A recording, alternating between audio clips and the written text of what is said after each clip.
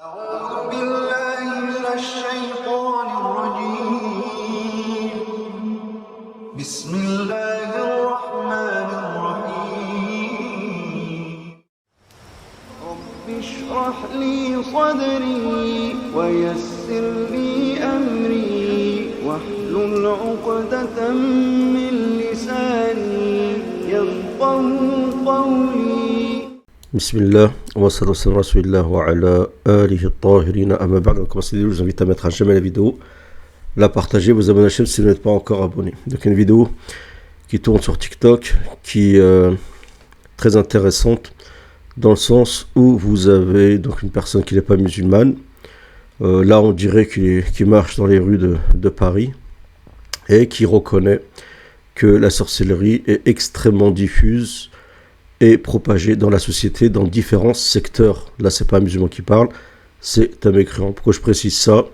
Parce que beaucoup de personnes de musulmanes disent, vous les musulmans, parlez toujours de sorcellerie, parlez de haïn, ainsi de suite, mais on n'entend jamais les non-musulmans se plaindre de ceci. Ben, les non-musulmans ne se plaignent pas de ceci parce qu'ils ne connaissent pas ce phénomène pour beaucoup. Beaucoup le connaissent, lui donnent des noms différents, énergie, télépathie, médium, voyance, ce que vous voulez. Et il n'y a pas aussi, ils n'ont pas les textes que nous avons, d'accord, mais ce fait-là est aussi connu dans les autres religions, d'accord, les autres législations comme la chrétienté et le judaïsme. Donc on va écouter cette courte vidéo. Moi je pense qu'elle est vraiment, vraiment intéressante. Bismillah. Depuis plus de 30 ans, spécialiste de l'occultisme qui avait publié de nombreux ouvrages de référence sur le sujet. D'après lui, le recours à la sorcellerie est beaucoup plus fréquent qu'on ne peut l'imaginer. Tous les domaines de la société sont couverts par les gens qui veulent faire appel à la magie ou à la sorcellerie. Dans toutes les strates de la société, on va trouver des gens, ça va être très simple. Ça va commencer par un retour d'affection. Donc retour d'affection, c'est ce qu'on les appelle le atf. D'accord, il y a le fait de diviser la personne, mais aussi d'attirer une personne à toi, al-atf. En général, ils mettent un petit truc vous allez faire boire un café à une personne, mettez quelque chose dedans, et la personne ensuite elle est croque-love de vous. Quelqu'un qui va venir pour le travail. Certaines entreprises font appel à la magie, par exemple pour décrocher des contrats. Ou pour éliminer des concurrents, ou pour retarder des choses. Donc imaginez ensuite tout ce qu'il est possible de faire. C'est pour ça qu'on retrouve aussi dans le football, dans les politiques, on retrouve ça de partout. Il n'y a pas vraiment de limite. D'accord, dès le moment que vous avez un tel pouvoir et que vous ne craignez pas Dieu, vous êtes capable de tout faire. On est d'accord. Une entreprise m'avait contacté pour éliminer des concurrents directs sur un très gros contrat d'affaires. Mais la question éthique m'a dérangé un petit peu. Donc, parce que là, ça passait quand même par une élimination physique du concurrent.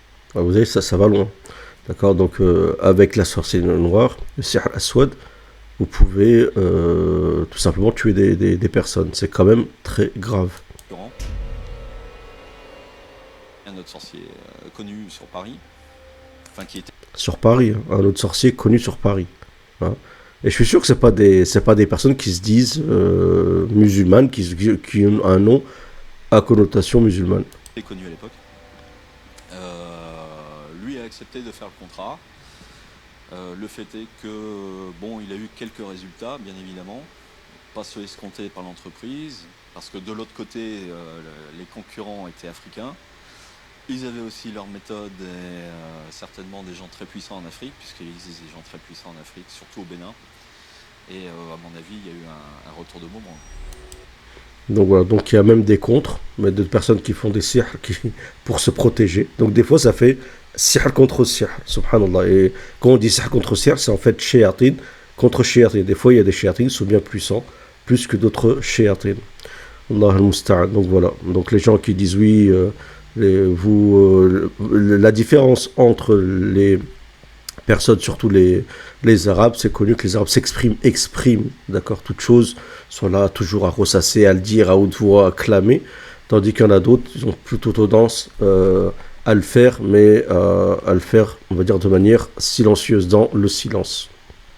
Allahul musta'an, qu'Allah nous protège de ceci, et vous savez que c'est le Ramadan qui arrive, donc vous vous préparez et profitez du Ramadan pour lire le Coran, pour faire des prières de nuit, tarawih, pour faire des doigts, des doigts, on en a besoin, vous le savez, surtout en ce moment. Il faut savoir que la doua est vraiment une arme. Si vous voulez je fais une vidéo sur la doua, dites-le moi dans les commentaires. Salam à tous.